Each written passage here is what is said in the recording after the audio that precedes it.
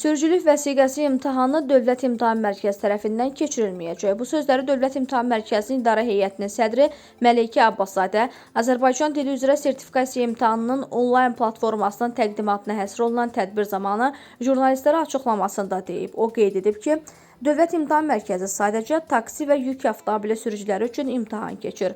Bu tapşırıqları bizə Nazirlər Kabineti verir. Hansı tapşırıqlar verilirsə, biz onu icra edirik. Nəsimə adına Dilçilik İnstitutu Terminologiya şöbəsinin müdiri Sayalı Sadıqova bildirib ki, doktoranturaya qəbul zamanı ingilis dili imtahanları IELTS səviyyəsində təşkil edildiyinə görə Azərbaycanlı alimlər bu imtahandan keçə bilmirlər və nəticədə 4 ildir ki, yerlər boş qalıb.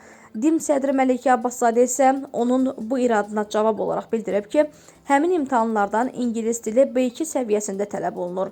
Sayalı Sadıqova sonda Azərbaycan dilində tədqiqat aparan folklorşünas, dilçi alimin ingilis dilini bu səviyyədə bilməsinə ehtiyac olmadığını deyib.